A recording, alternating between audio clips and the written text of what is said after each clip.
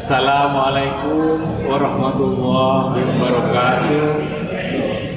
Selamat pagi, salam sejahtera, Om Swastiastu, Namo Buddhaya, salam kebajikan bagi kita semuanya.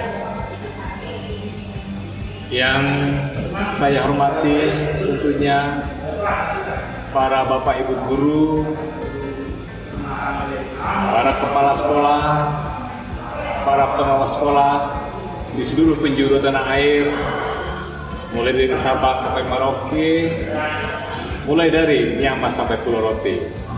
Bapak Ibu sekalian, perlu kami beritahukan bahwa di era pandemi COVID-19 ini, pembelajaran kita mengalami suatu hal yang sangat luar biasa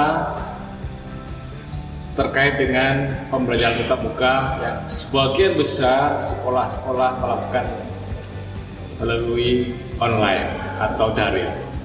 Dalam rangka menghadapi pandemi COVID-19 ini, tentunya Kemendikbudristek sudah melakukan terobosan-terobosan, diantaranya adalah dengan webinar seri yang sudah di-launching pada akhir bulan Mei tahun 2021. Kemudian dari tindak lanjut launching yang sudah dilakukan oleh Mas Menteri, maka Direktorat Jenderal Guru dan Tenaga Kependidikan bersama dengan P4TK seluruh Indonesia, salah satunya adalah P4TK PKNPS, akan menyelenggarakan seri webinar dengan tema pembelajaran tatap muka terbatas untuk menyongsong tahun ajaran baru 2021-2022. Mari Bapak Ibu sekalian, kita ikuti bersama seri webinar dan podcast yang akan diselenggarakan oleh P4TK PKNPS mulai tanggal 4 Juni 2021. Jangan lupa komen, like, serta subscribe untuk P4TK PKNPS. Akhirul kalam, wassalamualaikum warahmatullahi wabarakatuh.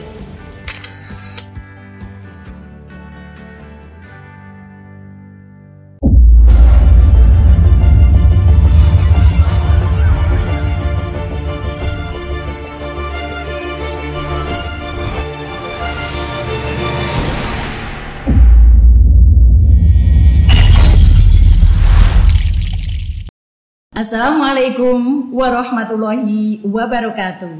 Selamat siang dan selamat berjumpa dengan kami P4TK PKN dan IPS Kota Batu, Jawa Timur dalam program seri webinar Guru Belajar Pembelajaran Tatap Muka Terbatas bersama saya Istiqomah Widya Iswara P4TK PKN dan IPS Kota Batu. Perlu saya sampaikan bahwa sebelum pengambilan video ini kami lakukan, kami yang terlibat semuanya sudah mengikuti tes antigen dan alhamdulillah hasilnya negatif. Terima kasih kami sampaikan kepada Bapak Kepala P4TK PKN dan IPS Bapak Dr. Subandi MM yang telah memberikan kepercayaan kepada kami untuk mengawal seri podcast pertama dengan tema persiapan pelaksanaan pembelajaran tatap muka terbatas di jenjang sekolah dasar. Bersama saya telah hadir dua narasumber yang cantik-cantik.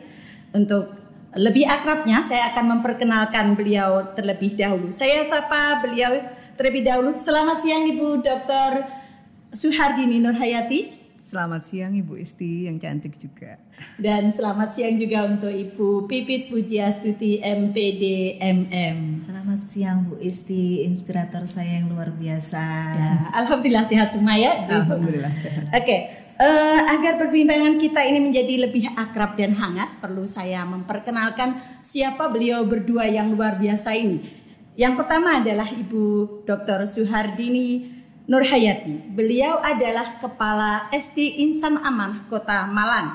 Kepala sekolah yang luar biasa ini telah meraih banyak penghargaan. Pada tahun 2019 tercatat ada 3 prestasi tingkat nasional yang berhasil diraih oleh SD Insan Amanah. Antara lain yaitu terpilih menjadi pemenang juara Sekolah Sahabat Keluarga tingkat nasional, juara 1 Lomba Budaya Mutu tingkat nasional, dan Sekolah Adiwiyata Mandiri juga tingkat nasional. Nah, pada tahun 2019 beliau ini terpilih menjadi tokoh wanita perempuan inspiratif Kota Malang. Luar biasa ya, ibu yang luar biasa ini bahkan di tahun 2019 ternyata juga lolos seleksi dan sekarang sedang bertugas sebagai instruktur nasional kepala sekolah penggerak. Iya, begitu tahun ya? 2021, betul. Iya, 2021. Luar biasa. Namun narasumber yang satunya ini juga sama-sama cantik ini tidak kalah luar biasanya. Bu Pipit Pujiastuti ini menyelesaikan program strata 2-nya itu sampai 2 kali karena itu gelarnya MPD-MM. Nah, pada saat ini pun beliau semangat belajarnya belum juga padam. Terbukti beliau masih mau mengejar Bu Dr. Suhardini dan sedang menempuh pendidikan di program doktoral pendidikan guru sekolah dasar Universitas Negeri Malang ya Bu Pipit ya. Semoga lekas lulus. Beliau ini adalah juara 3 guru berprestasi nasional pada tahun 2018 dan penerima juara harapan 1 anugerah konstitusi dari Mahkamah Konstitusi tahun 2019. Jadi tidak salah kalau P4TK, PKN dan IPS menghadirkan beliau berdua di hadapan Bapak Ibu semuanya. Bu Dini dan Bu Pipit, saya sapa begitu ya supaya kita lebih akrab. Seperti kita ketahui bahwa Kementerian Pendidikan dan Kebudayaan Ristekdikti dalam edaran nomor 1 tahun 2021 tentang persiapan tatap muka terbatas menyatakan bahwa pada semester ganjil 2021-2022 nanti akan dilaksanakan tatap muka. Ini juga sejalan dengan SKB 4 Menteri yang tahun 2021 tentang panduan penyelenggaraan pembelajaran atau penyesuaian kebijakan pembelajaran di masa COVID-19. Nah, kalau tahun 2020 itu mungkin sudah banyak perubahan peraturannya menyesuaikan dengan keadaan. Ini barangkali Bu Suhardini bisa bercerita banyak ini ya. Sedikit ya, banyak atau sedikit bolehlah, yang penting bisa mengawal pemahaman para guru, pendidik dan orang tua yang sedang menyimak kegiatan ini. Silakan Bu Dini. Baik, terima kasih Bu Isti. Menyikapi tentang surat edaran menteri maupun SKB 4 menteri, di SKB 4 menteri ini terjadi perubahan Bu Isti, terjadi perubahan bahwa ada beberapa perubahan yang di dalamnya berisi tentang antara lain ya Bu Isti ya, karena banyak ya, antara lain tentang pengambil kebijakan di suatu daerah untuk melakukan tatap muka. Kalau dulu kan diserahkan dengan Satgas Covid ya, tapi sekarang diserahkan kembali ke pemerintah daerah. Dan yang berikutnya ini yang bikin saya senang Bu. Nah, di dalam SKB itu juga diupayakan bahwa vaksinasi khusus untuk pendidik dan tenaga kependidikan ini harus secara masif dilakukan sebelum tahun ajaran baru Juli 2021. Itu yang mungkin luar biasa. Saya pikir pemerintah ternyata juga tidak tinggal diam memperhatikan kondisi pendidikan yang ada di Indonesia, mengingat pandemi juga masih terjadi tidak hanya di Indonesia tapi juga di seluruh dunia. Maka pemerintah juga memperhatikan keselamatan dan kesehatan semua warga satuan pendidikan. Tapi di sisi lain pemerintah juga tidak boleh mengabaikan hak-hak peserta didik untuk memperoleh pendidikan yang layak walaupun di masa pandemi. Dan ini sebuah gebrakan yang luar biasa untuk memberanikan diri ya. Pertemuan tatap muka secara terbatas yang diatur secara ketat dengan protokol kesehatan yang ketat juga dalam SKB maupun surat edaran menteri tersebut. Iya, jadi itu, ini jaminan kesehatan ini merupakan syarat mutlak ya. Ya. Mbak Pipit gimana ini, Bu Pipit ya? Guru-guru di Kota Malang ini apakah sudah divaksin? Bu Pipit juga? Gimana ini? Alhamdulillah Bu Isti. Jadi guru-guru di Kota Malang tidak hanya guru, tenaga pendidik dan tenaga kependidikan semuanya divaksin. Kecuali memang ada beberapa orang pengecualian, misalkan orang yang punya komorbid tertentu yang memang tidak bisa divaksin. Kemudian ibu hamil, ibu menyusui itu yang memang tidak bisa mendapatkan vaksin. Alhamdulillah di Malang juga hampir semua Bu Dini ya sudah divaksin ya. Oke, jadi itu persiapannya terkait dengan ketentuan dari SKB 4 Menteri tadi. Nah, sebagai kepala sekolah dan sebagai guru tentu harus melakukan persiapan perencanaan awal yang berbeda dengan tahun-tahun sebelumnya ini. Bisa diceritakan Bu Dini? Iya, betul Bu Isti. Tentunya setelah keluarnya surat edaran dan SKB itu akhirnya kami semuanya di bawah kendali pemerintah kota dan juga di bawah kendali Dinas Pendidikan Kota Malang, kami para kepala sekolah ini yang harus dilakukan sudah kami lakukan dan akan kami lakukan untuk tahun ajaran depan, antara lain kami menyusun kurikulum kondisi khusus di masa pandemi yang mengarah kepada 8 standar tentunya 8 standar nasional pendidikan itu, dan kemudian mengacu juga kepada surat edaran dari SK Kabalitbang BUK nomor 18 tahun 2020. Selanjutnya setelah merancang kurikulum tersebut, maka kami mulai membentuk Satgas Covid dan juga mitigasi. Itu yang harus kami lakukan. Dan di sini kami juga mengejak dan kerjasama orang tua, komite sekolah dalam Satgas Covid tersebut. Selanjutnya kami juga mengupayakan dan harus kami lakukan, kami mulai menyusun buku panduan, Ibu. Jadi buku panduan ini bagi guru, orang tua dan juga anak-anak. Buku panduan tentang persiapan pertemuan tatap muka. Jadi di sini berisi seluruh hal yang berhubungan dengan kondisi new normal, terutama protokol kesehatan dari mulai ketika di rumah sampai di sekolah, kemudian sampai pulang sekolah dan apa yang harus dilakukan ketika berada di lingkungan tersebut. Selanjutnya kami juga mulai melakukan analisis kebutuhan Ibu terhadap hal-hal yang berhubungan dengan sarana prasarana, infrastruktur sekolah juga, kesiapan dan kesehatan tenaga pendidik dan tenaga kependidikan yang berhubungan dengan vaksinasi tadi Bu Pipit, juga dengan komorbid. Jadi kami juga harus memperhatikan guru, tenaga pendidik maupun tenaga pendidikan serta anak-anak yang punya komorbid. Ini juga menjadi satu perhatian khusus. Selain itu kami juga selalu melaksanakan koordinasi yang berkesinambungan mulai dari tingkat rumpun kelas sampai dengan tingkat gugus bahkan di tingkat kecamatan. Selain itu kami juga bekerja sama dengan Rumah Sakit Universitas Brawijaya yang kebetulan berdekatan dengan sekolah kami. Kami punya MOU tentang kerjasama itu karena untuk mengantisipasi beberapa hal yang berhubungan dengan kesehatan.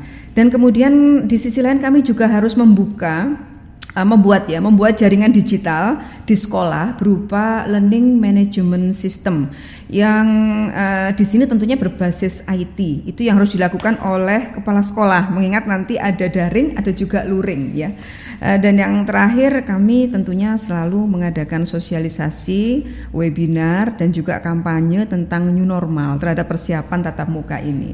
Itu mungkin sekilas yang bisa saya sampaikan Bu Pipi, Bu Isti. Kalau Bu Dini itu kan karena kepala sekolah jadi persiapannya tuh mencakup hal-hal yang lebih di luar kelas. Nih bagaimana dengan Bu Pipit ini sebagai guru kelas, apalagi guru SD di mana anak-anak ini perlu perhatian khusus gimana persiapannya ini Bu Pipit? Luar biasa ini, perlu energi ekstra ini Bu Isti Jadi memang sebelum pembelajaran tatap muka terbatas dilaksanakan, ada rapat untuk pembagian tugas, kemudian persiapan sarana dan prasarana dan lain sebagainya.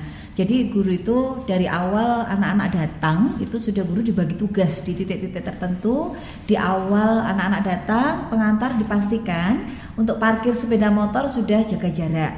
Kemudian masuk juga begitu, dari halaman depan pagar sampai halaman dalam sampai lantai itu diberi tanda-tanda isolasi berwarna, ada yang merah, ada yang hijau untuk memastikan betul-betul jarak sesuai protokol kesehatan terpenuhi. Kemudian begitu anak-anak masuk dipastikan juga dipantau apakah sudah memakai masker, apakah maskernya itu sudah sesuai dengan standar kesehatan. Kalau misalkan belum, sekolah menyediakan, jadi kami ganti langsung maskernya. Kemudian di tempat cek suhu juga ada guru yang bertugas itu memastikan suhunya anak-anak aman di bawah 37 derajat Celcius. Kalau misalkan di bawah di atas 37 nanti akan kami arahkan ke lobi dan ada petugas Satgas Covid yang akan mendampingi dan akan memberikan tindak lanjut. Sampai ke cuci tangan. Di tempat cuci tangan juga ada guru yang memantau dan mengawasi, memastikan anak-anak itu betul melakukan cuci tangan dengan cara yang tepat gitu. Masuk ngantri, kemudian dari tangga juga ada titik-titik yang sudah ditunggu oleh guru yang sudah diberi tugas sampai masuk ke kelas. Kemudian di depan kelas itu disediakan hand sanitizer sama tisu. Jadi anak-anak membersihkan tangan dulu pakai hand sanitizer, masuk. Mereka duduk di bangku yang sudah diberi nomor sesuai dengan daftar presensi. Jadi ada 2 Bu Isti, hari ini kan dibagi 2 ya, 50%. Hari ini yang masuk nomor presensi genap, besok nomor presensi ganjil.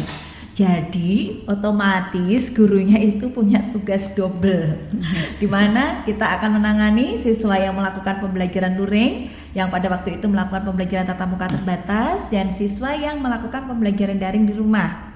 Jadi malam itu kita set dulu di Google Classroom, dijadwalkan untuk besok materi yang akan kita sampaikan. Kemudian besok pagi kita tinggal fokus ke siswa yang melakukan pembelajaran luring. Demikian juga sebelum pembelajaran itu setiap hari diperingatkan untuk bagaimana anak-anak harus mematuhi protokol kesehatan. Sampai etika bersih pun begini diingatkan setiap hari itu Bu Isti, Bu Dini. Iya, sampai sedetail itu ya. Iya, harus. Saya lihat memang banyak sekolah juga yang memberikan poster-poster tulisan, misalnya di dekat wastafel itu ada poster tentang bagaimana mencuci tangan yang baik. Bahkan di beberapa sekolah itu ada diciptakan syair-syair lagu atau apa gerakan-gerakan tertentu. Ada yel-yel Bu.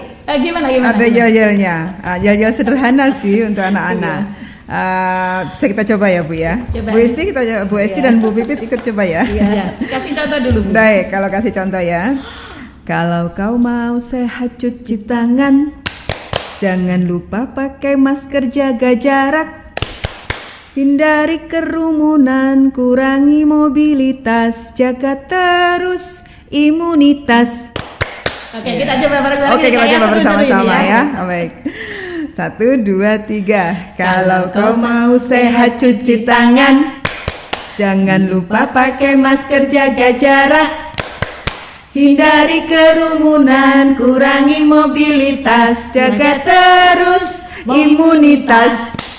Luar biasa ini. Kalau anak-anak SD diajak bernyanyi seperti ini, pasti akan mudah ingat dan mudah melaksanakannya. Nah, Mbak Pipit dan Bu Dini, ada hal yang juga perlu kita sadari bahwa bagaimanapun persiapan tetap sudah kita lakukan dengan sebaik-baiknya dari semua sektor. Tadi ada dari dinas kesehatan, dari gurunya bagaimana bersiap-siap.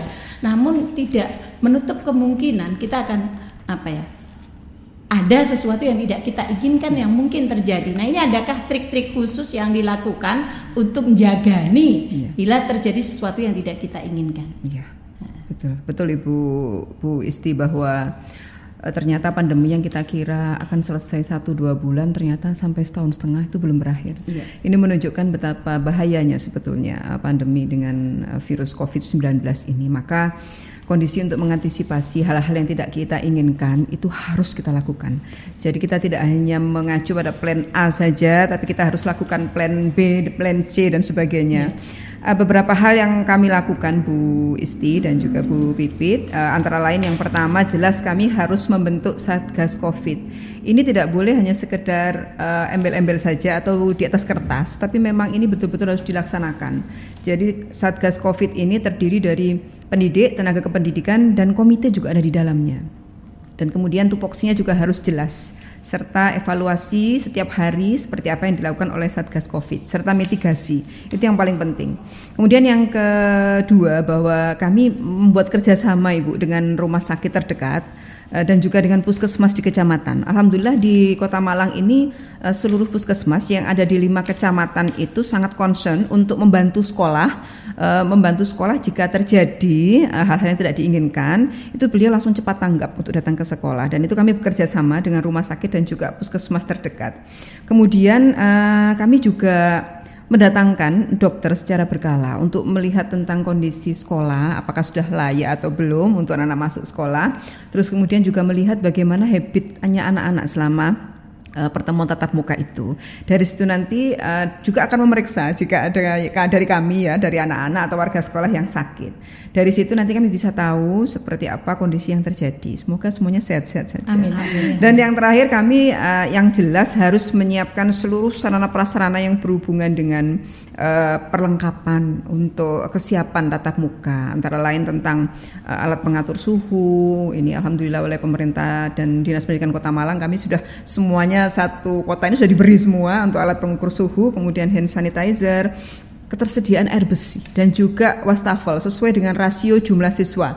Jangan sampai nanti wastafel sedikit siswanya banyak. Ini akan menambah kerumunan nanti Bu ya. Kemudian kami juga harus memperhatikan tentang kamar mandi dan juga ruang kelas. Karena ada 3 kata kunci Bu di dalam persiapan untuk tatap muka, antara lain durasi, jarak, dan ventilasi. Itu yang harus kami perhatikan untuk mengantisipasi hal-hal yang tidak kita inginkan. Seperti itu. Iya, tapi ini kalau itu kan kepala sekolah, ini versi guru pasti berbeda karena guru ini yang langsung berhadapan dengan anak-anak di kelas ini. Gimana ini Mbak Pipit? Iya, jadi sama pada intinya dengan Bu Dini ya. Hanya saja kita lebih spesifik ke anak-anak, mengingatkan nanti pulang jangan lupa cuci tangan, ganti baju, mandi gitu.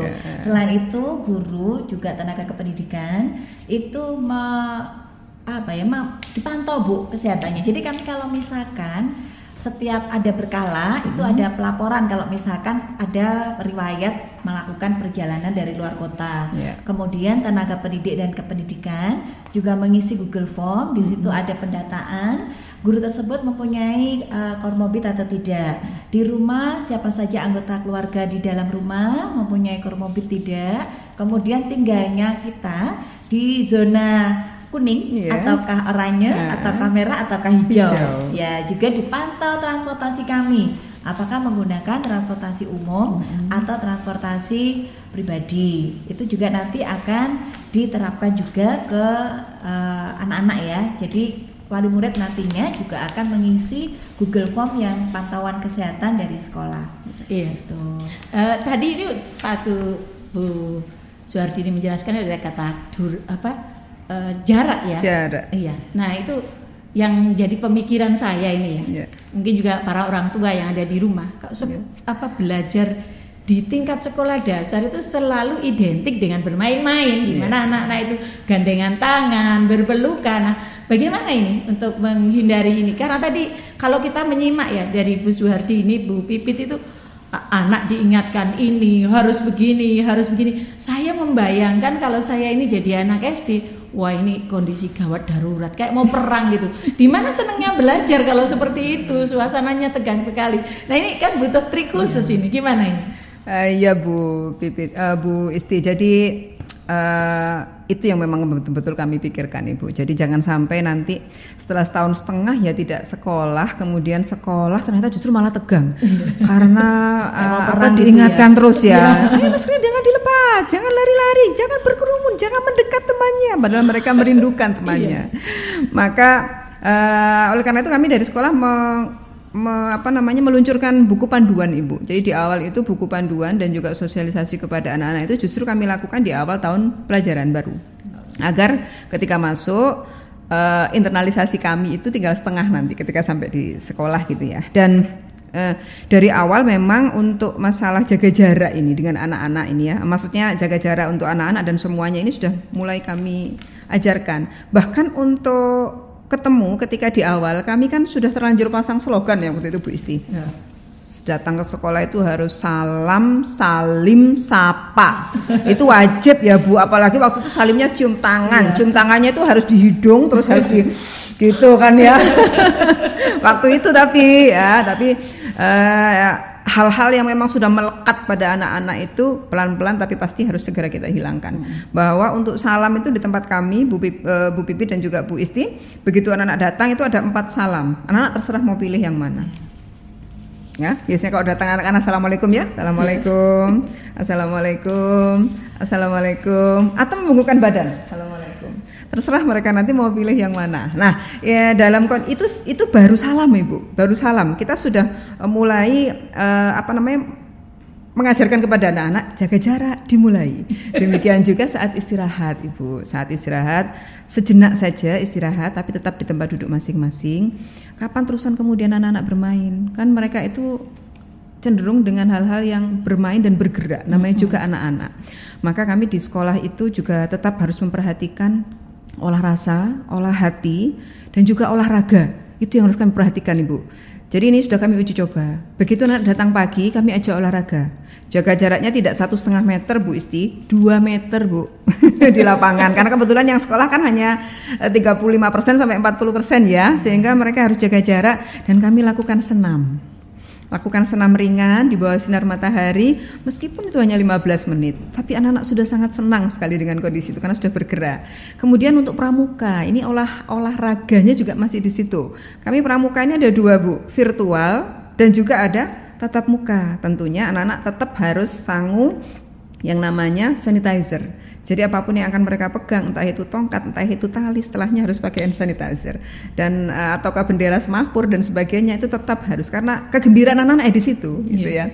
Kemudian kami juga untuk olah rasa dan olah hati, kami sering mengadakan pameran virtual. Kemudian anak-anak kami minta kalau sekolah bawa apa saja deh pokoknya mainan kesukaanmu atau alat pewarna, sehingga nanti sambil istirahat atau menunggu pulang kamu tetap di tempat dan kamu membaca buku, mau mewarna atau mau bermain tapi tetap di situ, tidak kemana-mana. Itu kan anak-anak tetap terhibur juga, tetap senang, tetap bisa bergerak tapi aman. Iya.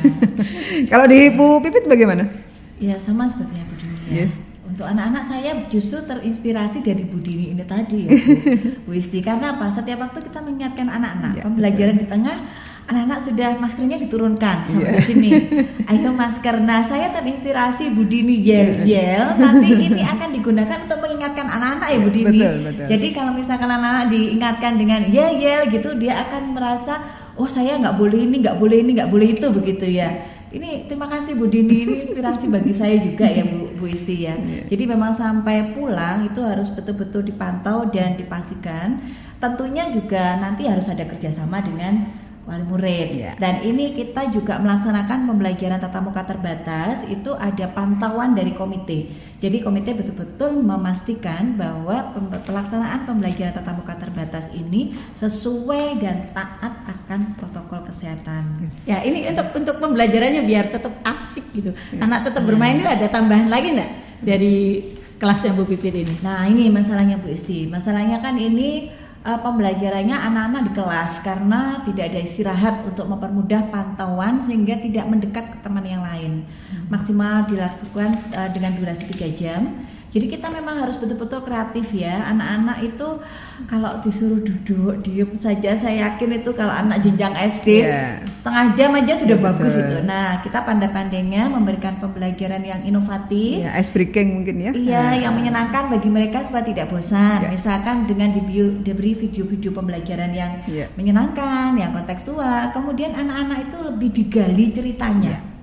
Lebih digali cerita, dengan mereka bercerita seperti bercerita ke temannya, ayo nak yang sudah dilakukan apa saja, sambil kita menggali kegiatan di rumah sesuai dengan protokol kesehatan atau tidak. Jadi seperti itu untuk pembelajarannya. Ya, barangkali sesekali anak-anak itu diberi kesempatan untuk tampil Bu Pipit ya.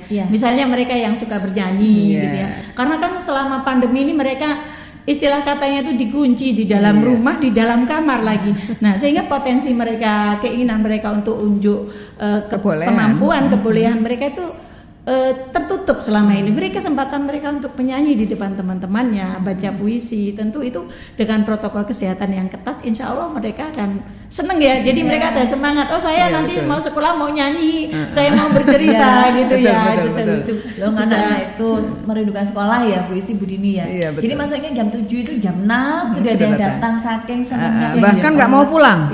Sudah dijemput tuh nggak mau pulang Bu. Saking kangennya ini. Luar biasa. Nah namun ini kan bicara soal anak. Tadi yang bergerak ke komite, kemudian pemerintah daerah.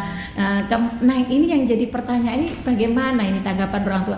Terus terang ini Bu Dini, Bu Pipit, saya sebagai orang tua ini juga sebentar lagi anak saya yang lulus SMP ini kan mau masuk SMA ini ya. Saya ini masih kepikiran ini bagaimana nanti. Saya yakin sebagian orang tua di Indonesia, bahkan di dunia juga seperti itu. Ini gimana ini untuk mengatasi keraguan orang tua? Apakah sudah dilakukan sesuatu dan bagaimana tanggapan para orang tua itu? Iya, kalau tanggapannya Bu Isti sebagai orang tua bagaimana? Ini bertanya balik bertanya.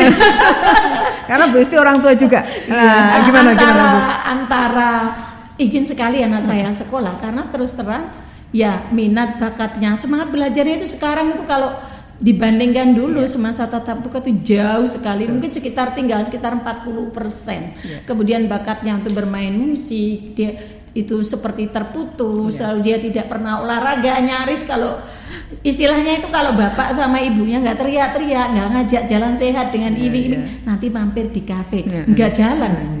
Jadi ini gimana ini gitu untuk ke orang tua ini triknya seperti apa ini? Rasanya kita bisa mengeneralisasi ya Bu Pipit ya, apa yang dirasakan oleh Bu Istiqomah itu rupanya dirasakan oleh semua orang tua ya yang ada di Indonesia. Bagaimana orang tua ini ada dikotomi nih, satunya itu kepingin anaknya tetap di rumah saja karena kondisi masih rawan, tapi di sisi lain orang tua sudah nggak berdaya ini. Bagaimana cara mengajarkan anak-anak karena ternyata urusan sekolah itu juga ribet, apalagi melihat keadaan anak-anak. Banyak saya temui laporan Bu dari tim BK atau bimbingan konseling di tempat kami tentang kondisi anak-anak. Jadi anak-anak ini mengalami degradasi dari sisi psikososial. Yang kondisi ini akhirnya mengakibatkan anak-anak itu sering tantrum, apalagi kita di bawah anak-anak di bawah usia 12 tahun ya di SD ya. Sering tantrum ini yang mengakibatkan kondisi psikologis anak-anak itu menjadi terganggu, dan ini juga pasti akan mengganggu pemikiran orang tua juga gitu ya. Bagaimana ini kalau anaknya terus-menerus tantrum seperti ini, apalagi ini anak SD. Nah, dengan melihat kondisi-kondisi yang seperti itu, Bu Isti, saya menyampaikan kepada orang tua bahwa melakukan sosialisasi Bu, melakukan sosialisasi. Yang penting adalah bagi sekolah itu sering-seringlah berkomunikasi, melakukan sosialisasi kepada orang tua, dekatilah orang tua, beri pemahaman.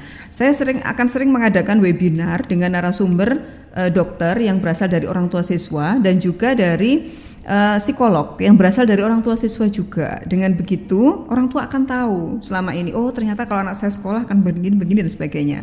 Dan yang tidak kalah penting, sekolah harus menjamin. Jadi sekolah itu harus menjamin keamanan serta kondisi yang kondusif sehingga orang tua lega. Baik, anak saya boleh sekolah ketika sudah melihat sekolah yang seperti ini.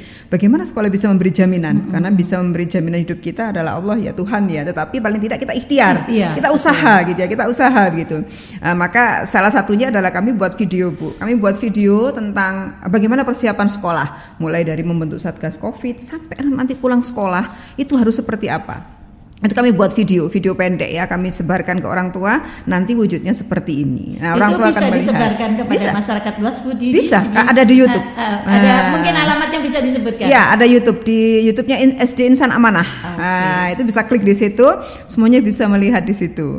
Kemudian kami juga yang seperti di awal tadi saya sebut, ada buku panduan. Buku ini tidak main-main, tidak boleh jadi bantal, tapi juga dia harus dibaca. Nah, proses membacanya itu saya sebagai kepala sekolah ini yang harus turun tangan untuk melakukan sosialisasi, karena dalam buku itu ada panduan-panduan yang orang tua harus tahu, harus ketahui, dan sekolah juga harus ketahui. Kami juga di sekolah ini kalau Ibu Pipit dan Ibu Isti datang ke sekolah kami, wah itu mulai datang dari kira-kira 10 meter dari sekolah itu kampanye besar-besaran Ibu tentang new normal, itu sudah mulai terlihat, sampai kemudian masuk dan sebagainya, area masker, sampai kemudian harus ukur suhu dan sebagainya, itu semuanya kami lakukan sehingga orang tua merasa, oh di sekolah anak saya ternyata protokolnya ketat kok. Ya ketat kok. Jadi dengan ikhlas akan menyekolahkan anak-anaknya kembali. Itu mungkin jaminan kepada orang tua. Tapi itu kan tadi harus disosialisasikan, harus disampaikan. Betul. Kalau Bu Pipit mungkin ada tambahan? Sama juga. Jadi memang di sekolah kami di AJN Pemantoro 1 juga membuat video persiapan pembelajaran tatap muka terbatas dan diupload di YouTube juga Bu Isti. Juga ada pengawasan pantauan dari komite. Selain itu, kalau kita menetapkan ya administrasi dan rekam jejak bahwa sudah dilakukan pemetaan dan pemantauan kesehatan kepada tenaga pendidik maupun tenaga kependidikan. Seandainya ada orang tua yang ragu, kita bisa menunjukkan dokumentasinya. Selain itu, kalau misalkan sekolah betul-betul menerapkan protokol kesehatan dengan bagus, tentunya orang tua nanti akan bertanya pada Ananda. Jadi di sekolah tadi bagaimana? Itu sekaligus juga Ananda siswa itu juga mensosialisasikan bahwa sekolah betul-betul sudah siap melaksanakan pembelajaran tatap muka terbatas dengan sarana prasarana dan segala sesuatunya yang mendukung. Tentunya tidak lepas dari kerjasama yang bagus antara sekolah dengan orang tua, dengan komite, dan dengan masyarakat sekitar. Iya benar. Kapan hari kebetulan anak saya kan kelas 9 ya. Jadi hanya beberapa kali ke sekolah. Sampai rumah pertanyaan saya, "Dek, tadi maskernya dilepas enggak? Tadi cuci tangan enggak? Tadi pakai hand sanitizer?" Begitu. Kemudian dengan bangga dia bercerita, sama bu guru diingatkan, temenku juga jaga jarak nih gitu. Alhamdulillah. Jadi selain memang jaminan yang diberikan di sosialisasi, memang bener-bener harus diterapkan, bukan sekedar wacana begitu ya. Ada tambahan Bu Isti. Kemarin itu kami sudah melakukan percobaan tatap muka dengan siswa kelas 6. Ya, siswa kelas 6 itu kami lakukan uji coba 1 bulan penuh itu masuk. Dan dengan protokol yang sangat ketat, kami lakukan itu sampai anak-anak mengikuti ujian di sekolah juga.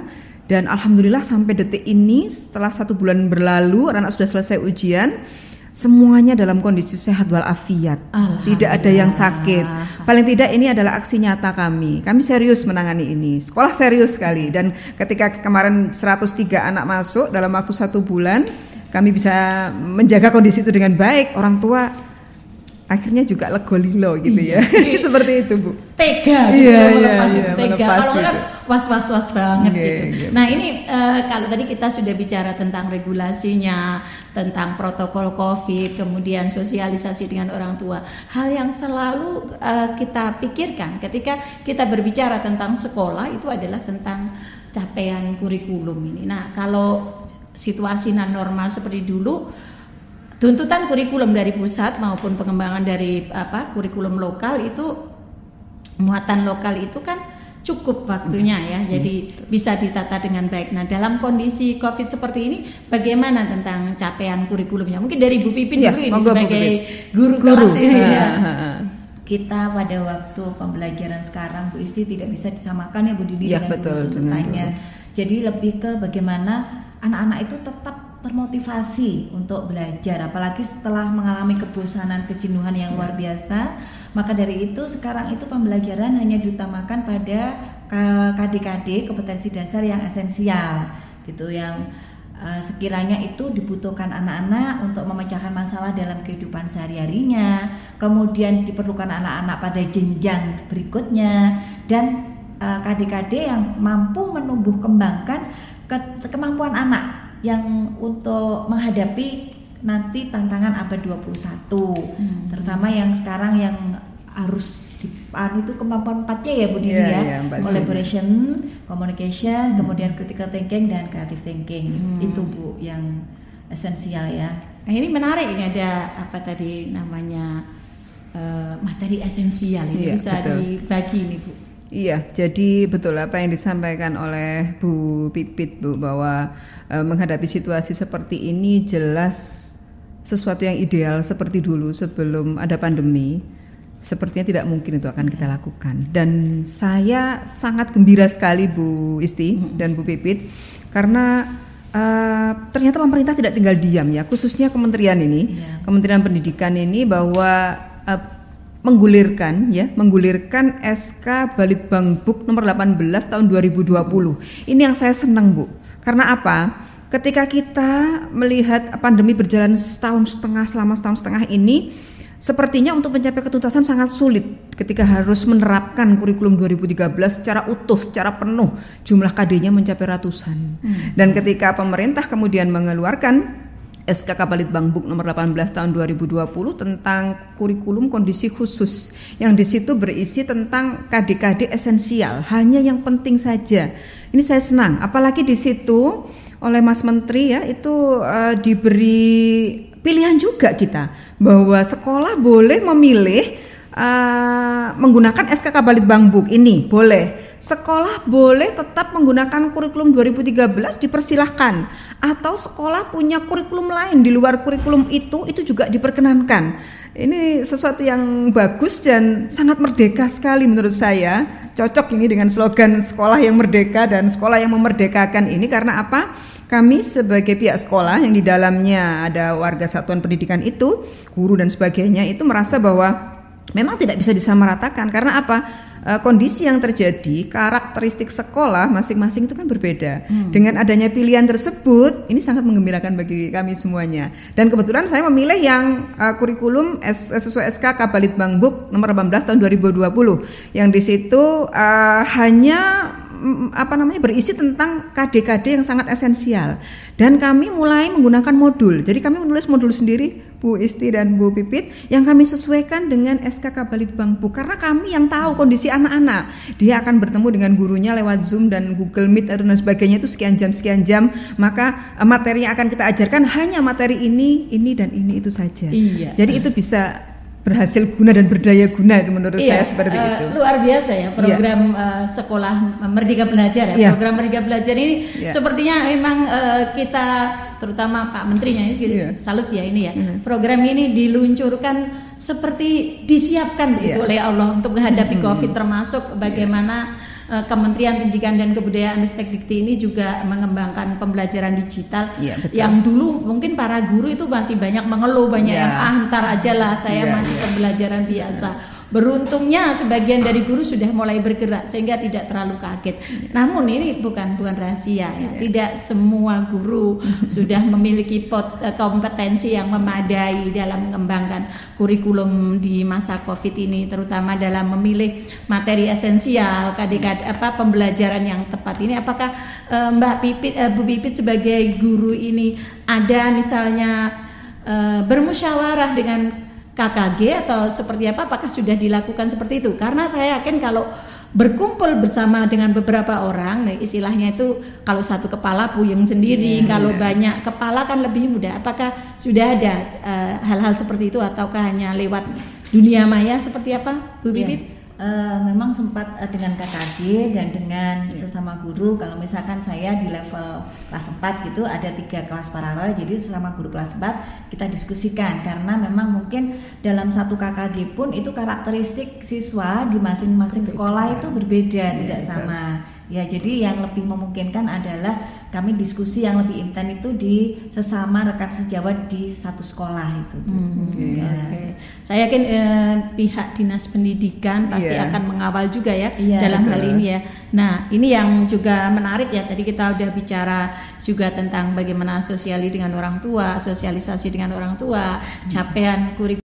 Jadi Bu Dini dan Bu Pipit, kalau kita simak pembicaraan kita tadi itu persiapannya sudah disiapkan sedemikian rupa matang, insya Allah. Kemudian juga sosialisasi pada orang tua, persiapan pembelajaran di sekolah, mulai dari masuk sekolah sampai di kelas. Nah, ini yang juga perlu dipikirkan, ini adalah bagaimana ketika mereka nanti, anak-anak kita itu perjalanan pulang, terutama mereka yang naik angkutan umum atau yang jalan kaki, kemudian juga protokol kesehatannya di rumah bagaimana, pengontrolannya seperti apa, ini apakah juga sudah disiapkan langkah-langkahnya seperti apa? Oke, monggo Bu Pipit bisa menjawab dulu ya. Baik, kalau di sekolah kami itu memang dipastikan pulang, dan sebelumnya memang ada SOP yang dibagikan di grup WA. Jadi ada edaran yang kita bagikan dalam bentuk soft file. Itu salah satunya adalah wali murid yang mengantar dan menjemput, terutama menjemput putra-putrinya itu dipastikan tepat waktu sehingga menghindari kerumunan, karena pulangnya kita jamnya tidak sama, setiap jenjang kelas diatur sedemikian rupa sehingga tidak terjadi kerumunan para penjemput.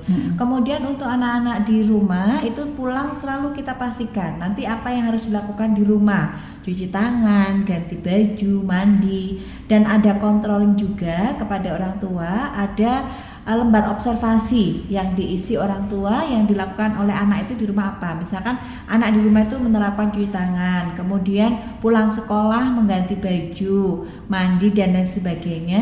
Itu ada lembar observasi yang diisi oleh orang tua setiap hari, begitu Bu. Ya, saya tambahkan ya. Untuk anak-anak memang protokolnya memang sangat ketat Ibu, karena dari awal kan kita sudah berniat bahwa ikhtiar ini memang harus betul-betul kuat dari berbagai lini ya. Nah, untuk Anak-anak tadi sama sebetulnya seperti Bu Pipit, kami di awal itu sudah menggulirkan Google Form, Bu. Jadi kami harus tahu mana anak yang naik angkot, mana yang jalan kaki, mana yang dijemput dengan menggunakan mobil diantar, mana yang dengan menggunakan motor. Karena ini anak-anak, maka saya harus lebih spesifik. Setiap moda-moda yang dibuat anak-anak itu, baik naik angkot ataupun dijemput, itu akan kami kumpulkan tersendiri. Kami adakan pertemuan virtual, ya, kami adakan pertemuan virtual dengan orang tua dan juga dengan anak-anak. Nanti protokolnya kalau naik angkot harus seperti ini, karena tidak semua orang tua mungkin bisa menjemput, ya. Nanti kalau protokolnya kalau naik angkot seperti ini, nanti protokolnya kalau naik motor seperti ini, nanti protokolnya kalau dijemput dengan mobil seperti ini, dan protokol yang terakhir adalah jalan kaki. Itu nanti harus seperti ini, dan itu harus jelas disampaikan kepada anak-anak tahapan demi tahapan, karena ini anak-anak. Itu yang pertama tentang masalah pulang sekolah, itu penting sekali. Di sekolah aman, ternyata di luar itu lepas kendali, lepas kendali, itu yang tidak kita inginkan. Kemudian berikutnya saat istirahat sama, kita memang ada jeda waktu istirahat, tapi tidak untuk ke kantin, karena kantin kami tutup, Bu. Karena kantin kami tutup, kemudian anak-anak hanya boleh minum, itu pun bawa tumbler sendiri. Terus kemudian untuk makan belum boleh kami perbolehkan, karena durasi di sekolah hanya 2-3 jam saja, ya Bu Pipit. Kami takutkan mereka lepas masker dan kemudian mereka ketika berbicara ini itu akan terjadi penularan virus, ya. Nah, hanya boleh minum saja, kemudian pakai masker lagi. Sembari istirahat sejenak, anak-anak boleh bermain seperti yang tadi saya sampaikan. Dia boleh membawa mainan atau boleh membawa krayon atau apapun itu untuk menghibur dirinya ketika istirahat. Seperti Bu Pipit tadi juga, gurunya akan style film-film dokumenter yang bagus mungkin, ya, yang mendidik juga. Dan kemudian saat pulang tidak diperkenankan anak-anak itu begitu bel pulang biasanya kan langsung brul gitu, ya. Itu tidak boleh. Jadi tetap di kelas dan menunggu panggilan dari satpam. Misalnya Suhardini Nurhayati sudah dijemput, maka harus langsung.